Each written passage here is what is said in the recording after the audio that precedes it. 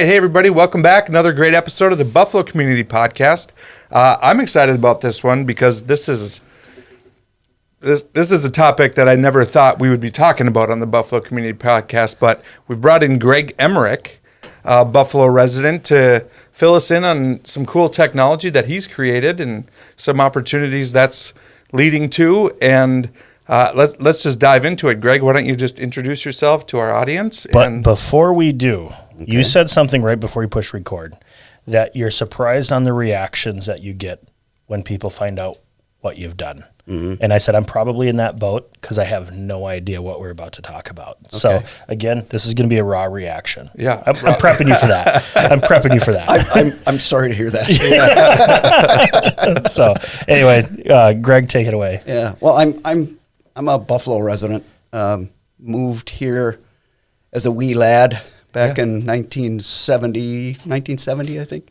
So you're getting to find your way around town, starting to figure my way out, you know. Yeah, been around here a long time. Of course, I've traveled quite a bit. My wife and I moved and lived outside of the state for a bit back in the early 90s, mid-90s when we first got married. So, yeah, we've been here. We've got a couple of boys. One of my boys works at TechMate here in town. Okay. He's been there for a really long time, loves it. Nice. Yeah, loves what he's doing. He's totally into the technology stuff. And then my wife teaches out at the high school. And then my oldest son is a funeral director down in the Twin Cities. Yeah. Wow. So that's in a handbasket, the family. Yeah. Yeah. I could talk about the dog too, I suppose, but Yeah. I'll leave that for another time. Right. Yeah, right. Cool. So you have, we'll jump right into this because I'm excited about getting into this topic, but you've created technology to help monarch butterflies migrate and thrive in, I guess, around the world, really. In North America. Primarily, yeah. Yeah. Yep. So tell us, I guess, a little bit about that technology, what problem it is solving. Sure. And then we're just going to kind of see where this conversation goes. That sounds great. So I started flying drones in 2011. And that was early days. You know, those things were falling out of the sky left and right and all that stuff. Right? No assist on those. Yeah, for sure. And I duct taped a GoPro camera to it. And that got me going in the industry. I had the good fortune of finding a guy that was running a company down in Mankato, Minnesota, and Judy and I and the boys moved down there for the job. And then he quickly ran out of money. And so we sort of reconstituted the company. Myself and a couple other guys did. And then we had a whole team of people that worked with us, and they all came along. And we focused on machine learning and computer vision to assist in agricultural operations. And so that's where I got my start. And that was 2012-ish. And then in 2014, when 2012 I got started in it, 2014 we started our company. I left the company in 22 because it was just good timing for me to leave, so I did. The company's since been acquired. And then I started what I'm doing today, which is a company called POLLi. Still using drones. And what we're doing is we're flying over habitat or potential habitat for monarch butterflies to identify milkweed. Because milkweed is the only plant that the monarch produces eggs on, and that's what they need in order for them to reproduce. In 2017, I think the Fish and Wildlife Service or the Department of the Interior, they decided that we needed to do something to help the monarch because there had been about a 90% decline in their population. 90. Wow. Correlates very closely to the genetic modification of soybeans so that they could tolerate the use of Roundup. There's a very strong correlation there. Sure. And the control of those milkweed, they just disappeared, and so then you can't do anything to help help them if they don't have somewhere to reproduce. Right. So the U.S. Fish and Wildlife Service came up in 2017. They said, I think it was 2017, that it's important for us to create an additional 1.2 billion milkweed stems across North America in order to assist the monarch. Yeah. Well, you don't know if you've created 1.2 until you know how many you already have. Right. Right? Right. And the thought of being able to try and count milkweed across the country, one man at a time. A billion's a big number. Yeah. That's like more than my dad can count. Yeah. I can save you a stop. I think I have like 5 milkweed in my yard. Oh, cool. So you can add that to your tally. Nice. Yeah. So there's, to try and do that, they've done a lot of work. I mean, they're really smart people working on this and trying to model these things and all that sort of stuff. But the reality is you just can't cover everywhere. So I started working with a nonprofit organization called Monarch Joint Venture. And super smart people. They love monarchs. And the reality is anything you do good for a monarch, you're probably doing good things for all sorts of insects, which is honestly quite a problem. If you look into it, it's a significant issue. Yeah. What's a significant issue? Just the loss of insects. Okay. I was like, all Or right. pollinators. I was like, we're helping monarchs, but are we also helping like something that is bad for it? Okay. I just wanted the clarification on that. Okay. Sure. All right. So, where was I? So anyway, then I got to meet MJV and Wendy, their executive director, and I came up with an idea. And I said, I think I know how we could do this. And took a drone out to my farm, flew it around, messed around a little bit with some of the data because it's really ones and zeros when you take an image, right? Yeah. Wow. And so then messed around with some of the data and figured out that we could see it and differentiate it from anything else. Milkweed. Milkweed, yes, sorry. Yep, that's right. Yeah. And so then that's how POLLi was born. This company that I have today is called POLLi. Wow. POLLi. So if it's flying around individual fields, is it what I mean? Yeah. So then a little bit has to be said about the monarch here at this point, and we can kind of tie it all together. So the monarch, they overwinter in south central Mexico. Smart. Yes. and so they migrate all the way up. They sort of come through and over Texas and then sort of spread out primarily east of the Rockies and off into the north and northeastern part of the U.S. and up into southern Canada. Mm-hmm. And on that migration, they reproduce a couple of times so it's like second or third generation that finally gets to the north. Sure. Right? Yeah, but how long does it take to get from Mexico to southern Canada? For a butterfly, it's a while. Yeah. I mean, it's I don't know the exact number, but then they go as far as they can. They'll lay eggs and keep going, but they never make it. Oh, so okay. then the next generation goes and goes further, right? Yeah. So they all are together in Mexico. They all leave. None of them make it. They reproduce twice, sometimes 3 times, and then when they get to the north, that's when we see them up here, and that's when we see all the eggs and all that stuff. Well, then from there, they pack their bags, hook up on the north winds, and they go all the way back on that. In that same generation that started here goes all the way to the south and back to central Mexico. Wow. These guys have never been there. They're here. Yeah. And they know to go there. That's wild. That's like one of the coolest things for me. I just think that's so awesome. Yeah. Right? Well, yeah, it's like, and they're not writing things down. Let's be honest. Not writing things down of just like. It's like mom and dad leave Mexico, they fly. They say, tell my grandchildren I love them, and to come back down to Mexico. Adios. Adios. Yeah. Exactly. Wow.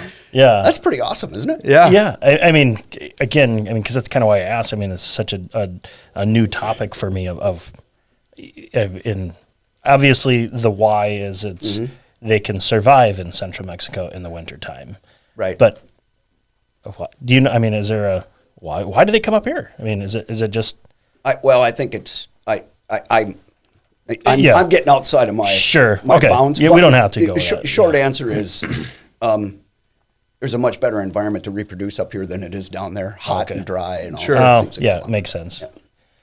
So they're here. They never make it back, but there's pollinating and reproduction. Right. So a couple of things have to happen in order to get all the way back. Right.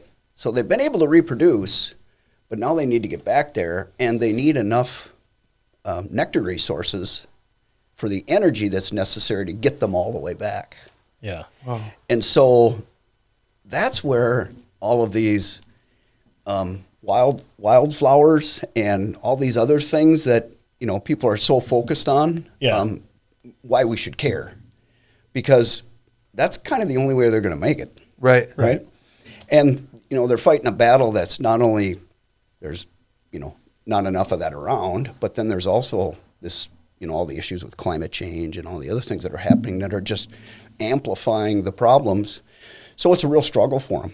Yeah. Sure. And so knowing this, then what I did is I created the technology to identify the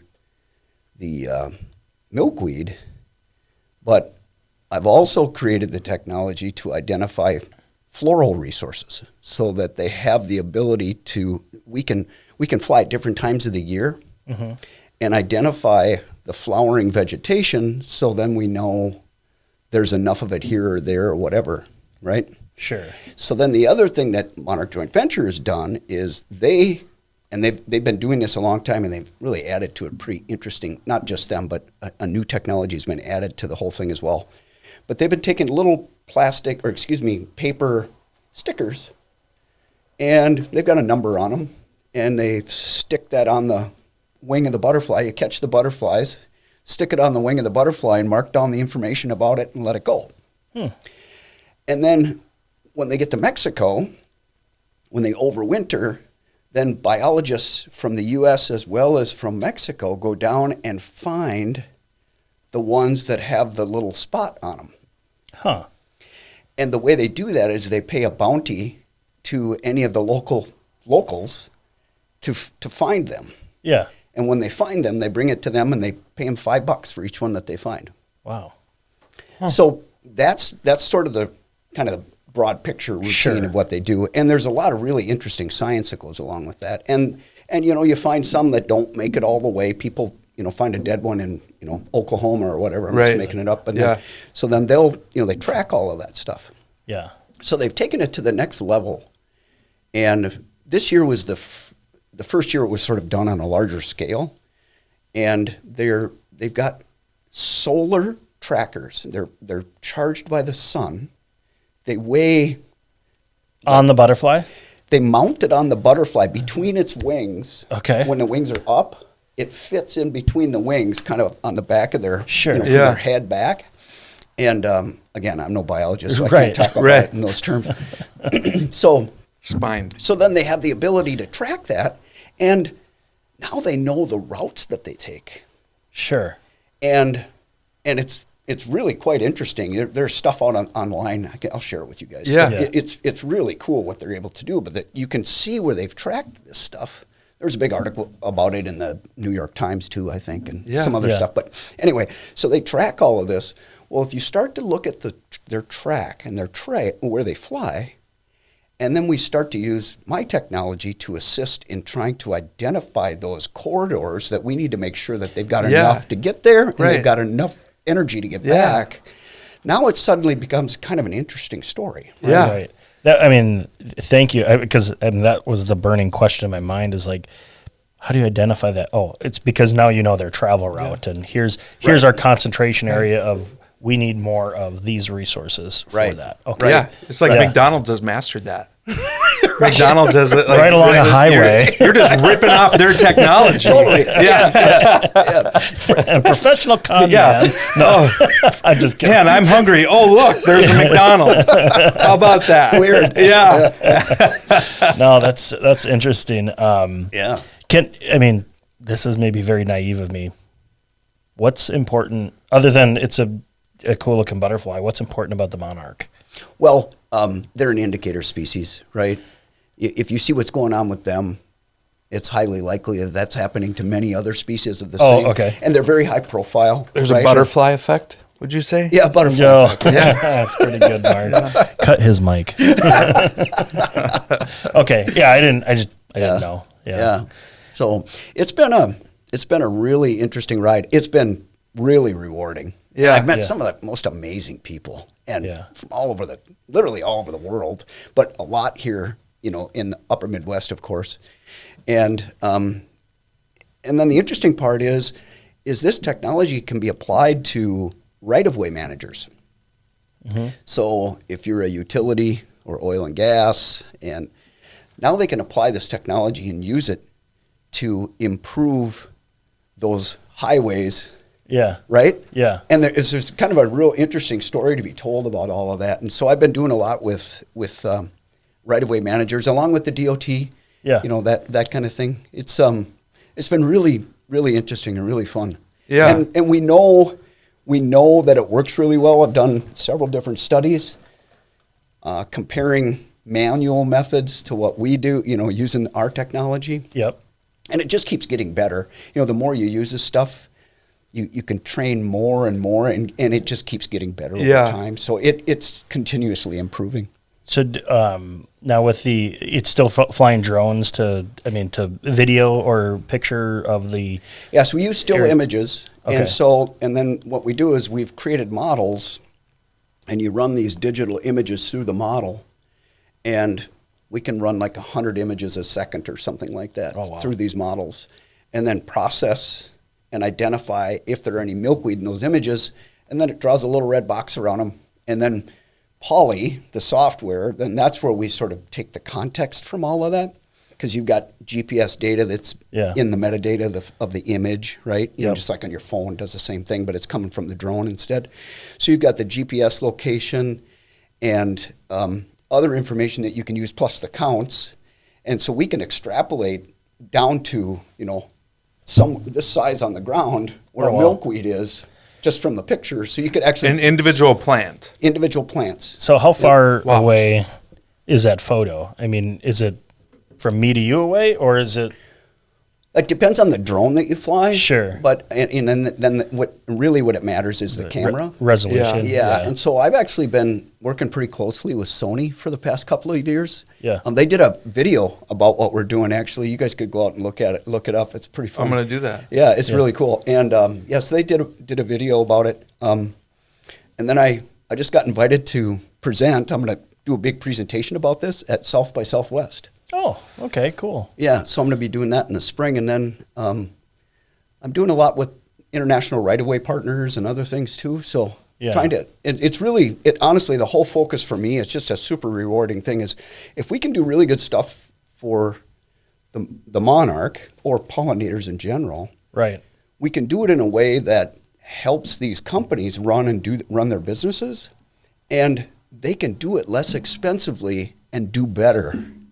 Right. So they can manage their right-of-ways and do all this stuff, and we make it much less expensive. You can see it much easier, and then they end up having some, benefiting society above and beyond what they create. We need oil and gas. Who's kidding who? We need electricity. Yeah. So let's do our best to try and help them do their best, and that's really the approach I've taken. On land that exists already.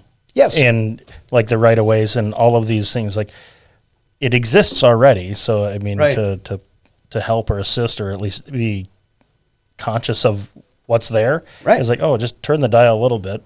Mm-hmm. It may have zero effect on you, business person, but it has a better effect over here. And arguably, it's actually going to bring their costs down. Yeah, and so why not do it? Right. Plus, you get all of the societal benefits that come with it. So that's been my approach. That's the thing that I've done, and I started out, I was really quiet. I was not saying anything. I was working really hard on this, and the lid's starting to kind of boil off of it now, right? Yeah. It's just starting to kind of take off. Yeah, So. and I imagine it starts out as an idea in your head, and you're kind of going, I don't really know if this is going to work. Like maybe on paper it should, and then you try it, and you're like, oh my gosh, like this is kind of working, and then it just kind of snowballs into like, we might have something here. Yeah, for sure. And I attribute a lot of the success that I've been able to garner because of the people that I've worked with. I mean, anybody that's successful doesn't do it on their own. Right. They Right. just can't, right? Right. Especially with stuff like this. And so the scientists and the biologists and all of the people that I've worked with from USGS and Monarch Joint Venture and the Department of the Interior and Department of Defense, all of these people have been really, really valuable and helpful in trying to figure out how we can do this, right? Yeah. And it's very novel technology. Nobody else, to my knowledge, is doing anything like this in the country. And so, Otherwise, they're going to hear from my patent lawyer. well, and I've got a bunch. Yeah. Patents, not necessarily patent lawyers.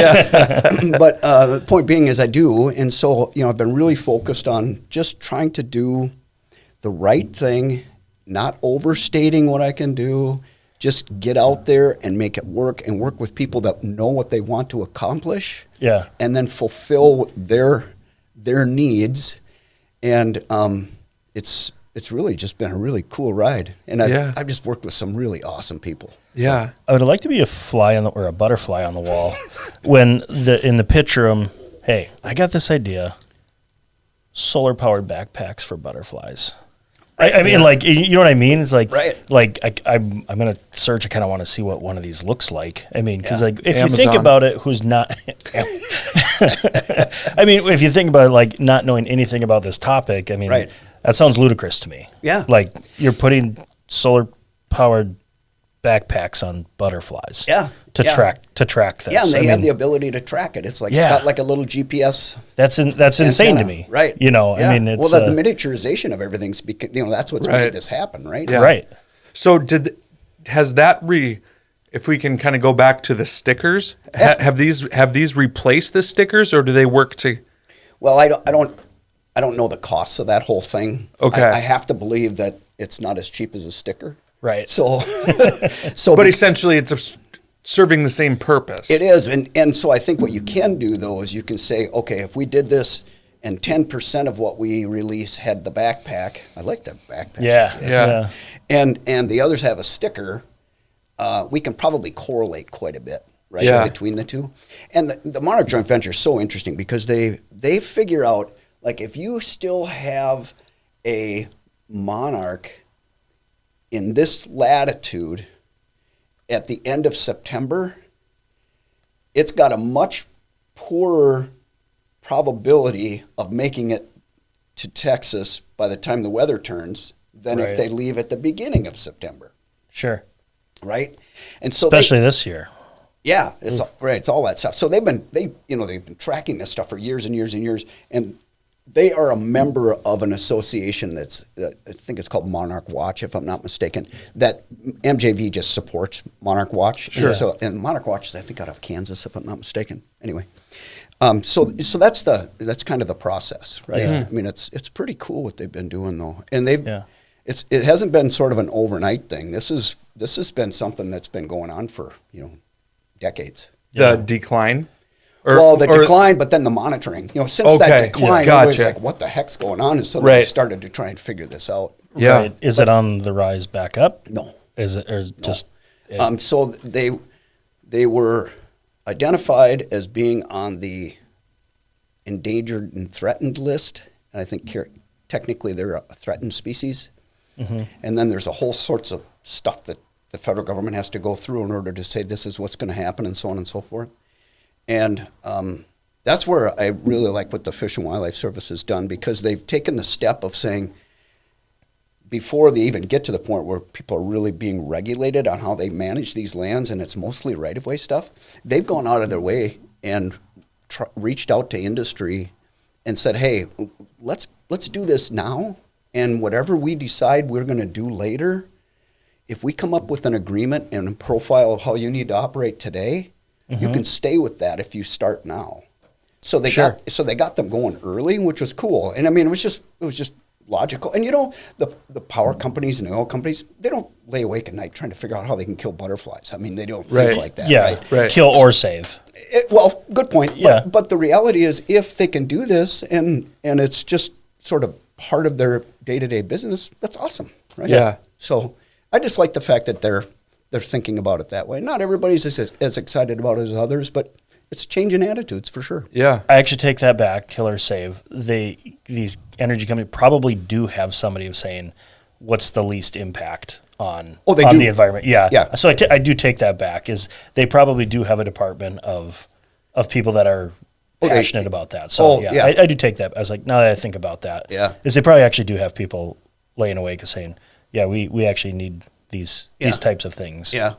Yeah. And like anything, everybody's trying to save money. Yeah. So they do what they can, but if we can help them do it better and help them save more money, then it's just like a huge win. Right. Win. Yeah. Everybody win. Yeah. Yeah. Is there other applications of your technology, or is it specifically for? No, there's a ton of applications. Yeah. And that's where all these other patents are. And I mean, there's some really big things I'm going to announce here this spring. Oh yeah. On the Buffalo Community Podcast. Yeah. As established you members heard of it the media. here first. Yes. Yeah. I'll ask you off air of one thing I have in mind, whether it's yours or not, because I don't want to. Yeah. I'm just trying to. Yeah. I've got to kind of keep a lid on everything Yeah. until You pay for the whole seat. You're only going to need the edge. Yeah. Here. He might not even tell you off air. Oh no, and that's fine. Yeah. But it's a very specific question. Yeah. But, So, what's your professional background? Like, we know what you're doing right now. Yeah. So I got my degree up at St. Cloud State University. I got my degree in aviation. So I've been flying airplanes my whole adult life. Yeah. So I flight instructed and flew charters. I was a corporate pilot, and I flew for the commuter airlines, right? Yep. And I got kind of bored with it, to be honest with you. Yeah. But I was fortunate enough that I ended up being a corporate pilot for some guys that thought maybe I had a few more IQ cycles up there than You tricked him. Yeah, I did. Totally did. Yeah. and so I ended up working for these guys, and it was in the electronics industry. sure. And I spent a big portion of my time in the electronics industry, and I traveled a bunch, both domestically and internationally, with stuff that was called kind of back-end services. After integrated circuits have been manufactured, they form leads and do all sorts of crazy stuff, and then package it into specialized packaging so it could be used to build boards really fast. Yeah. And that was where that was kind of the area that I was in. Sure. I did a lot of that stuff. And so I've been in and around it a long time, and I attribute actually a lot of the way I think to all of the engineers I hung around with. Yeah.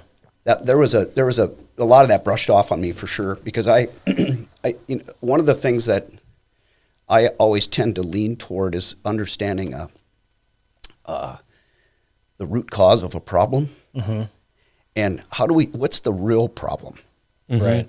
and so I kind of ask myself why a lot, Yeah. and that really comes from those guys. Right. That was really helpful. Engineers are special people. Yeah. I vacation with a couple of them. Yeah. I always walk away a little bit smarter. And it was one I think you'll appreciate, because the engineers that you're around. Yeah. We're fishing and we see this giant barge, and it's got a cement truck on it. I said, man, I wonder how much how low that is under the water. And he goes, well, it's probably equal to the weight that is distributing on it. And I'm like, Oh boy. son of a gun, I We're know on exactly what yeah. you're talking about. Right. Like it's Can been we just 5 fish? days. But yeah, I know. Right. Shut up, Brian. But as I get it, and I totally understand that aspect. And engineers are special people. Then like you can kind of guess an engineer when you meet one. Yeah. Because they ask those questions, how things work versus that it works. Right. Most people care about that it works. Right. They peel back. As you probably could have been an engineer if you chose that. Oh, probably. Yeah. I mean, in retrospect, probably. But I've been fortunate, really. I've met some really smart guys. People are willing to share their knowledge, right? And that was really helpful to me. I learned a ton And a lot of the guys that I worked with when we started our company, they all came out of the defense industry. And they had built a lot of drones and things long before they were here and available. Yeah. So it was early days for them. Right. But things fell out of the sky for them too. It's pretty funny to hear some of those stories. But anyway, they were just really helpful. And a couple of the guys in particular, shout out to Ryan, a couple of those guys were really, really smart guys and helpful and created interesting sort of conversations for me that got me to think about stuff differently, right. you know? And that's kind of awesome when you can be around people like that. They didn't necessarily know they were doing it, but it was helpful. It really was. Yeah. So I'm different Ryans we were talking about too. So I would be shocked if it's the same one. I'm going to guess you're not duct taping GoPros to drones anymore. No, in fact, the interesting part is we really sort of, I've got a business partner that is based up in Fargo, North Dakota, and they develop a lot of the code, all of the code for POLLi. We work through how we're going to do it, what we're trying to do, so on and so forth, figure out customer requirements and all that sort of stuff. But they do all the software development. Sure. So, and they've been awesome. Company's called BotLink. They're out of Fargo. Just great people. And I knew them long before I started doing this. And once I started working on this stuff, I came up with this idea, and I thought, I need some help, and I need a partner. And so who am I going to share this? Yeah. Who am I going to share this thought with, and how we could work together? And so they ended up becoming a business partner, and it's worked out just really, really well.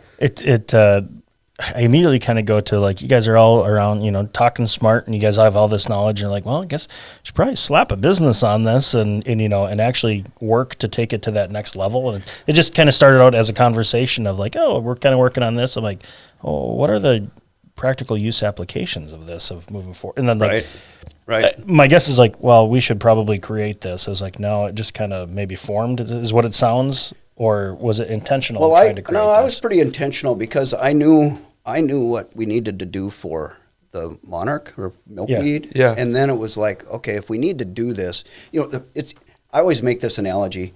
If you go out and start taking a lot of photos, and you could run this through some sort of a manual process, you'd be very, you wouldn't run 100 images a second through it, right? So it's a very different type of approach. But that being said, you could do that. But then once you're done, what do you do with all that information? Right.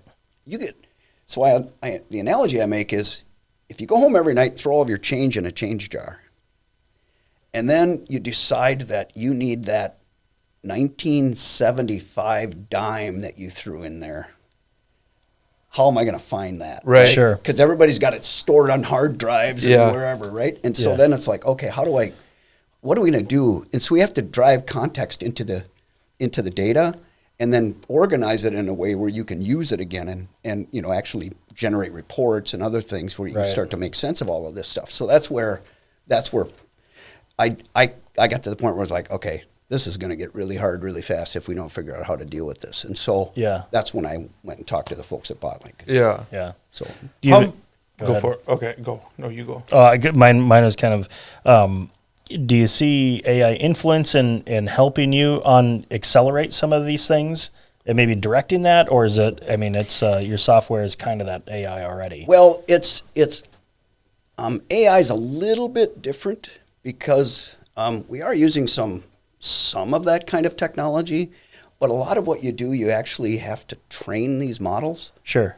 So and you train them in different ways. Sometimes you're training to find the milkweed, right? You draw a box around a milkweed, and you draw a couple 100,000 boxes, no exaggeration. Yeah. And that's how you kind of get this thing started, right? Okay, yeah. But then there are other things that you can do so that we can characterize each pixel in an image. And then that's a different process. It's a segmentation of the image, and you're looking at each individual pixel. And so when you do that, then not only do you look at that pixel, but you compare the pixels around it. Yeah. And so it turns into a very, very different process. And so you've got what you call object detection and then semantic segmentation are sort of the two primary things. Mm-hmm. There's other stuff, but those are sort of the two primary tools. And that's what we use. And we use them differently depending upon what we're trying to do. Yeah. Yeah. And then we've got other folks we're working with now that they're starting to build models, and they want to store them in POLLi and let people use them inside of POLLi. So we've got some really cool stuff that we're doing, and it's starting to grow. Yeah. And I got two questions. This is the one that just popped up. But like, as you're kind of going through this, you mentioned you worked pretty quietly for a while, right? And now you're sharing all this information. It's been like 30 minutes and you haven't stopped talking. That's what my wife says. You get your patents and you get, I guess, what's that process of like, I can now safely share this amazing thing with the world and not worry about somebody else swooping in, or whatever. Sure. What's that like? What's it like? I guess, when did you start when were you like, I can now talk about this? Well, part of it's sort of trade secret stuff. You don't say anything because That's what I'm saying. That's what I'm saying. You're just trying to figure it out. Right. But I've got a 2.5-year runway. Okay. I've been working with, or 3-year runway. I've been working with some really amazing people who have, put their arm around me and said, we're going to help you and let's go. Yeah. And, when you get to that point, then you have to start spooling it up. Yeah. Right? Yeah. And so that's I'm at that point. Yeah. So I'm working with some pretty interesting folks who are trying to help me do some pretty cool stuff. So 2 years ago, if you would have said, hey, Greg, you have anything interesting you want to come talk to us about on the community podcast, we wouldn't be talking about any of Not this. at this level. Yeah. Not at this level. Yeah. We would have been talking about identifying milkweed. Right. I could say, hey, look at this. We would have stopped talking a while ago. Yeah. Probably. Yeah. So that's where, every day it gets a little bit better. Yeah. It's pretty cool. Yeah. It's really cool. And I'm working with just some amazing people. I have to really emphasize that because you can't do this alone. Yeah. You just can't. And if you put a bunch of technologists in a room, well, they'd never get to where I'm at. Yeah. Because they don't understand the problem, or they're going to try and fix it in a way that doesn't make sense, right? Right. And the stuff that we did in agriculture, it's so different from what we did in ag for a whole host of reasons. Mm-hmm. And it just requires the 3 years of not earning a paycheck to do that. Right. Yeah. That's honestly what it's been. And so it's a pretty long road to hoe, but it's been good. It's been really good. I've been really glad that I did what I did. Yeah. My other question, kind of unrelated. I'm going to be thinking of questions I wish I would have asked all day, but are you still kind of in that mapping phase? Like how, Tyler kind of asked before, like, okay, how much land are we, they're working with still images. Is that a mile by a mile? Are we still droning and mapping, or is that phase completed? Every pixel that we use for any of the vegetation identification that we're doing, regardless of the species, we've come to the point where we've decided we're using 1/4 of a centimeter, which is per pixel. Per pixel on the ground. Wow! So it's very, very tight. And then, so then what we have to do is we have to help our users, depending upon which drone they fly and which camera they have, to tell them what altitudes they can fly at. Sure. And the reason that I worked with Sony is I reached out to them, and I had a guy that I've known that's known for several years. He was in the drone industry too, and I've known him for several years, and he was working for Sony. And so I reached out to him, and Chris Mosia is his name. And he's just a great guy and super helpful. And he, he was instrumental in sort of helping me get connected with these guys and talk to them, and how we can figure out how to make all of this work so that we have a technology that's we can employ that can scale. Because the hard part is you can grind around with your kid's drone, and you could actually do it with your kid's drone. All the stuff I'm talking about, we could do it with your kid's drone. I mean, something that's cheap. If you had one. Yeah, of course. Yeah. Sorry, Nolan. You know what you're getting for Christmas, though. Thanks, Greg. That's all the time we got. And, so you can do it with that, but you just can't cover enough area. Right. You need something that has, endurance and all that sort of stuff. And that's starting to happen now. Some of this that I'm talking about now too, is required things to catch up. Sure. Like technology to catch up, because we're able to do these things that require support from different drones or different cameras or, all those kinds of things. And we need to help people figure out how to do all of that. And the interesting part is they're doing this stuff with cameras and that kind of thing. And they're flying around towers and they're measuring all this stuff and looking for broken insulators and, things like that. They're doing all that stuff today, but nobody's pointing the camera down. Right. And that's where we're really different. Sure. So. Do you think at some point, as technology catches up, do you think at some point this could be satellite imagery? I mean, the camera's got to be good enough, well, right? So we can, the camera has to be good enough. You have to have the right, what they call ground sample distance. Sure. So a lot of, even at a meter or a half a meter, that's pretty high resolution satellite imagery. Mm-hmm.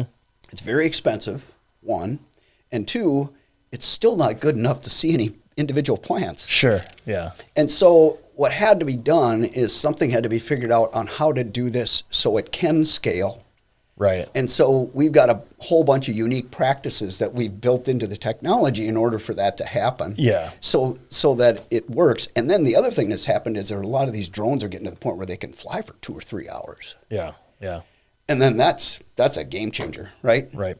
And they can fly what they call beyond visual line of sight, BVLOS, and it's beyond visual line of sight, and that provides them the opportunity then so that you might have another guy 20 miles down the road that coming in to land, swap out batteries or do whatever they do, or maybe it's 50 miles, I'm just making numbers up, but they can do that, and then they just kind of hop past each other and do that stuff, and they stay in contact with the drone the entire flight. Yeah, it's really cool, and it's all happening, and a lot of that has come out of the background and studying and stuff that's been done up in North Dakota, and the reason it's being done up there is because they've got a research site that's real close to the Grand Forks Air Force Base, mm-hmm. And Botlink, my business partner, is very involved in that stuff too. So we've got sort of these really interesting connections and things that have all kind of come together to make it all work. So as we kind of wind down, I kind of want to ask, you said people react in a different way when they hear about this. Mm-hmm.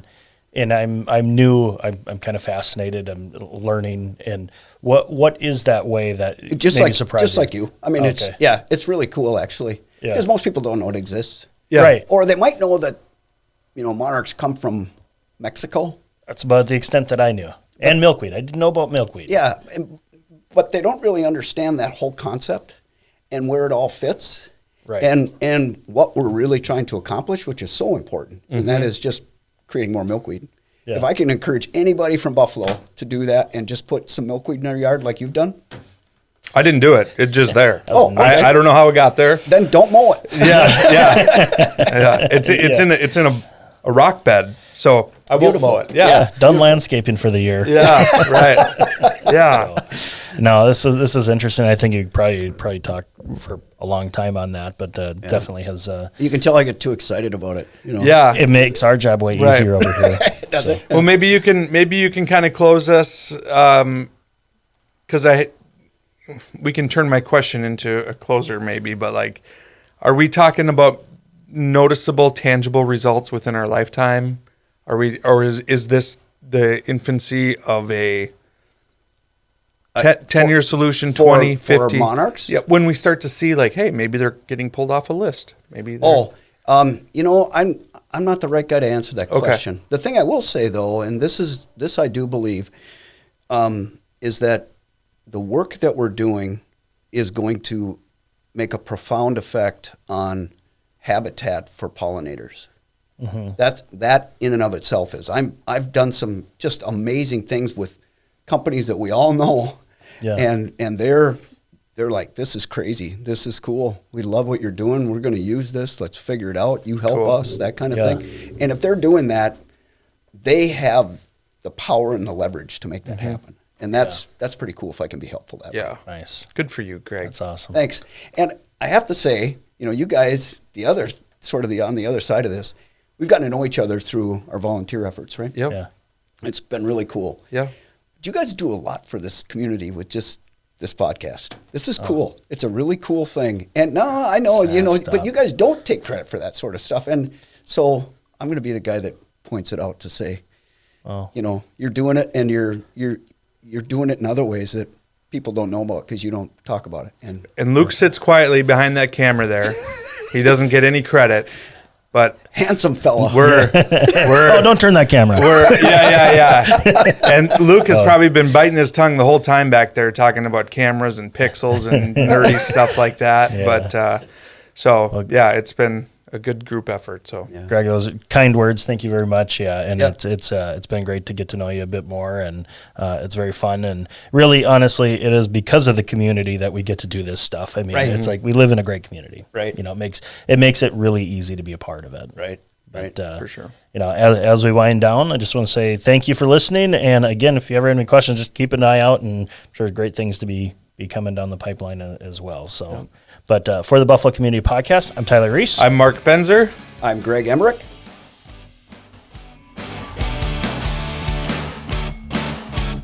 Thanks for listening to the Buffalo Community Podcast, produced by Edlin Media. You can find us on Facebook and YouTube, as well as anywhere you listen to podcasts.